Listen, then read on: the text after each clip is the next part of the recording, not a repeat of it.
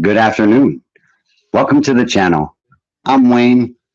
Today I'm talking about a drunk driving incident that I once had, as well as I was on Reddit and I found someone who did almost the same thing. Now, I don't know if a lot of you watch my videos or if you don't, or if, some things just don't resonate with you quite so well. However, sorry about that, having a midday tea, and I thought that it would be helpful in order to, I don't know, just relax a little bit. So I'm off today, and I was thinking about Sober October and what that really means. And it may not be on your radar quite yet to just get out there and do the sober thing. But 30 days without alcohol is something unique and something special that you can do for yourself in order to expand, I don't know, how you view alcohol and how you view its effect on your life and everything around it, as well as the activities that you miss out on while you're just spending your time drinking. That might not make any sense for you. And you may say, I didn't turn this channel on to hear about this. Well, back to the drunk driving thing then. Hold it. I hope that everybody is doing fantastic, and probably, I hope you get a better picture than last time. It was micro. I don't know what happened. It's quite likely it's the same thing. I'm using my phone, so I don't know exactly what that looks like as far as the live stream. I am, however, kind of cheating because I got my tablet down here and I'm checking that out, and it looks pretty damn good. Good morning to you. Good afternoon, depending on where you are in your part of the world. I hope that life is treating you well. Before I go into my story about I guess you could call it my almost DUI, it was really it should have been a large wake up call for me, and it should have rang all the bells that said, hey, man, you got to either change your lifestyle or change what you're doing because you're about to ruin, did it again. All those things that I have or had anyway. So I was on Reddit, and the first thing that I opened this morning, and the reason why I decided to do this small little live video is because, one, my buddy Daniel motivated me, and he said, hey, man, keep it up, do a couple live streams, and people will jump in. I think my timing is off, and just let me know in the comments there or in the comments after this actually gets processed and posted on YouTube, what timeline would work best for you. If you want to see a little bit more of me, I don't know, perhaps we can have a conversation and perhaps you can jump in, help me pick up some of the pieces where maybe I'm leaving off. So also, I saw a video of somebody drunk driving, and they rolled their car and they destroyed the car, but they were okay. And that also made me think of today's video. Last, I was on Reddit, and I don't even like social media, to be honest. I don't like Facebook. I don't like Twitter and Instagram and all those things, but I am there because that's how I can reach a larger audience, you. And that's where I see a lot of these things. And you know what? I'm so glad that I tune in because I would otherwise miss out on a lot of what's happening in the real world versus what I'm being shown on the television. Got to get that tea. So when I was on Reddit, folks, I was reading this amazing story of a gentleman who said that he's tired of living the way he's living. He's tired of alcohol controlling his life, and he's tired of being binded to the bottle. Now, I might be paraphrasing a little bit, but that's the gist of it. It was either last night or the night before. He had, I think he said, like 10 beers or something like that. And he thought he was okay to go get some food. So he went to go get some food. And on the way back, he blacked out behind the wheel. When he blacked out, he slammed into a parked car. I guess he came to when he hit the car because the fight or flight, the first thing he was thinking of is, holy shit, I'm going to jail. Or, and he said he was going to lose his family and everything else. They would be disappointed. And that just like set off all types of memories for me, because I remember when I was in Germany, I think the second time I was, I had an argument with my wife. I'm not sure where it went to. Hello, what will be? Good morning to you. I hope you're doing well and life is treating you a little bit gooder. So I'm telling a little story here about, a gentleman that I read about on Reddit. He had a DUI, or an almost DUI, and he thought after 10 beers he could go get some food. And when he was on his way back, he blacked out and he slammed into a parked car. Now, no cops were called or anything. And as a matter of fact, he left his insurance information, as well as he called the local police departments to see if anybody had reported that their vehicle had been struck. And so far, to my knowledge, nobody has reported anything. And, I just thought, damn, I was pretty close that last time that I did something like that. So excuse me, it is afternoon, but kind of my day off. So I'm kind of relaxing a little bit with some tea and just enjoying company with you. I was in Germany and I had an argument with my wife, and you may have seen the video on this. I'm not certain, but and anyone tuning in, you may have as well. So I was in Germany. I had an argument with my wife. I had just finished, and I got to give you the backstory to get to the meat of it all. I had just finished a Soldier of the Year competition. Now, on this one, I didn't partake because I was actually the orchestrator and the planner and the person who executed the plan and everything else, and brought all those moving pieces together in order for this event to happen. This was the first Soldier of the Year competition that had taken place in Germany. I got awards for this and everything, and I felt like I did a damn good job. And so I went home. I got drunk, of course, because me being the alcoholic that I was, the only way to celebrate a success or to celebrate a failure is to drink it on down. So I did that, and somehow I ended up having this insane argument with my wife, and I remember just drinking more, saying, well, screw it. She's already mad at me. I might as well get drunk. In Germany, a rack of beer is about €9, which comes out to about $11.50. And I think I was already a rack and a half in, and a rack is 20 beers. The percentage of German beer is a lot more than it is like a normal American beer. And so I was about a rack and a half in, and I remember saying, you know what, I'm about to run out of this rack, so I got to go get more. Nothing was open. All right, so yeah, I drove. I got in my car and I drove to what's called a Getränk mark. I might say that wrong, but it's a little market warehouse that is specifically just for alcoholic beverages and non-alcoholic beverages. Go in there, get your racks and everything else. You can get them on a deposit, return it, and you got a little bit more money for the next one. Feel free to chime in at any time. I'm just kind of rambling on, trying to tell this story right that I can recollect. So nothing was open, and I ended up at this bar, pub, if you will. I don't know what I had there, but it knocked me out. It knocked me on my arse, and I don't remember anything except the next flash. And the next flash, I was behind the wheel of my car, driving down a farm road at about 120 miles an hour.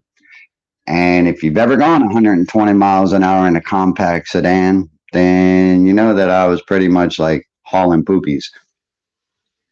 As I was swerving and navigating these farm roads, my tire blew out, or I hit something. I can't remember what it was. It was my right tire, and it dropped straight to the rim.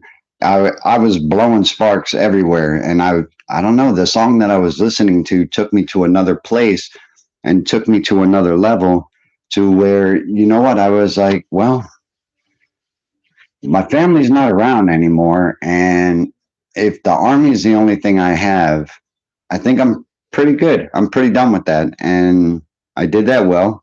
I tried the whole marriage thing, and this is what's going on in my head. And I was zooming through, blowing sparks everywhere.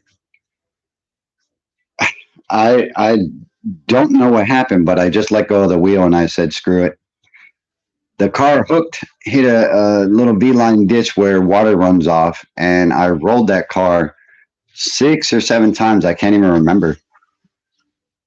Only thing I was thinking of the whole time that I was flying through the air like Ricky Bobby was, "Fuck it. I hope I'm dead." And sorry for the F bomb. I said, "I hope I'm dead." And you know what? I wasn't dead. Somehow the car landed on its side and the driver door is on the top end, so it's facing the sky. I'm buckled in, and I remember this hand reaching in. Somebody opened the door, they pulled me out of my car, and I must have got a little bit of wit about me because they decided to pull me out of the car and take me home. Somehow I told this dude my address, and I woke up in my apartment. You know, as I tell that, I still can't believe that things happened the way they happened, and I still can't believe that I didn't get too hurt through that, and then next I didn't die. I didn't get ejected from the vehicle. Thank God I had my seatbelt on, and it was in those moments that should have been a wake up call. It really should have. It should have.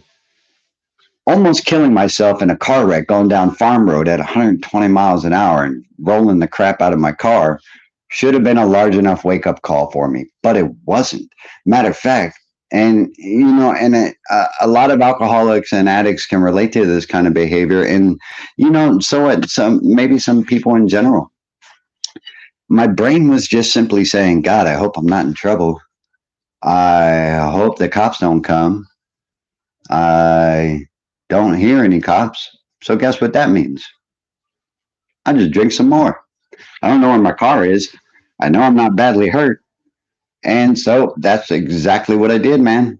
I proceeded to get even more drunk on a morning that I was supposed to be at work. And a lot transpired from that. And, you know, the reason I bring this up is because, and hello to whoever just came in. You're welcome. And I remember that, I really should have stopped, and I really should have reevaluated my circumstances, but I didn't. And that's just really what today's story is about is, I should have got a DUI. I really should have, at the very least. And I know the gentleman that crashed his car the other day into another parked car, he kind of thinks the same. And because we got away with it, so to speak, got to drink some tea. Because we got away with it, why not? We're not that bad. At least for me, that's what I thought. I'm not that bad yet. I'm not in jail. I didn't lose my career. So the escapade went on for years after that event. Now, and anytime, feel free to chime in. But I did get a mark on my record because I had to get to work. Reluctantly, I had to be there. And I I was reported as being drunk on duty, which is probably the worst possible narrative that can go on an evaluation for a non-commissioned officer. Right there on the front page of my evaluation, it said apprehended for drunk on duty. At the time, I was like, man, that's better than like losing my rank or losing, whatever. But it really wasn't. That got me pretty much shut down from any promotion beyond that level. ever. So I retired at the rank that I was at the time that that happened. Um, 10 years later, 12 years later almost. So, I mean, it just goes to show you. I mean, it does come full circle, regardless if I got a DUI or not. Just if I had a better foresight, I wouldn't have had my first drink in the first place. And I don't know. I guess that's what this ramble is about, is that we make our decisions, quite illogically in the alcoholic brain and in the addicted brain. And it's all based off of getting drunk or getting high and how. That's it. Getting fixed, kind of, changing the way you think about it takes a lot more work, and it takes a lot more gumption in order to build yourself back up. And it takes a lot of soul searching in order to do that as well. Tell me what you guys think.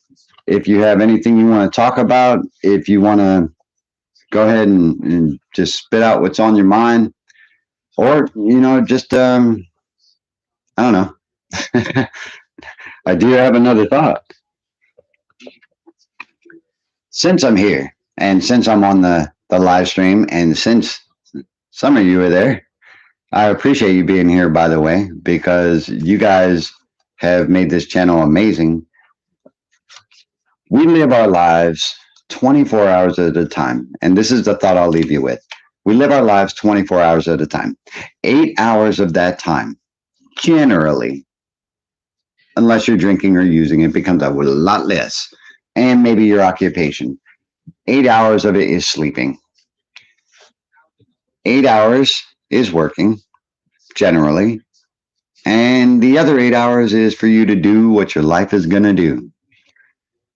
That's 24 hours. And if you put that in terms, we spend a third of our lives sleeping, a third of our lives working, and a third of our lives doing what we do. And for me, I spent almost 2/3 of that drunk for 23 years. What are you doing in your 24 hours? Is it helping your life or making it worse? I don't know. Something to think about. Life is a garden, folks. And if you want me to hang out a little bit longer, give me a thumbs up. I'll hang out. And, and I will address, sounds familiar. What will be said sounds familiar. Well, a lot of our alcoholic stories and a lot of our drunken escapades and,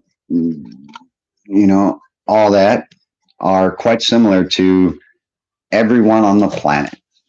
Ours might be a little bit different, but they are quite similar, and the experiences are quite the same, which is how an alcoholic can talk to an alcoholic and addict, however you want to phrase it. And to me, that is the best method to help another alcoholic or addict, is to share my experience. I hope that you've enjoyed today's live stream, and I hope that you hit that like button and subscribe. I appreciate the thumbs up from what will be. You're an amazing person, and you make me confident about what it is I'm doing, and I appreciate you. And, if there's another name that you want me to call you, just let me know, and I'll stop calling you what will be. But I like it, what will be. Put that in your own thought. Put that in your own day. Enjoy a cup of tea. Take time to be a moment in your life. I love you. God bless. Thank you for watching. And I'll be posting a video this weekend, as well as for the rest of this month, folks. You still have an opportunity to win my One Sober to Another cap. It's brand new, custom made, absolutely free, and I'll mail it to you without you having to pay for it. All you have to do is share your thoughts and comments on your journey in sobriety on the Video Sober October Challenge. Guys, life is a garden. I love you. Dig it. I'll see you in the next one. Bye-bye. Thanks for watching. Boop. Boop.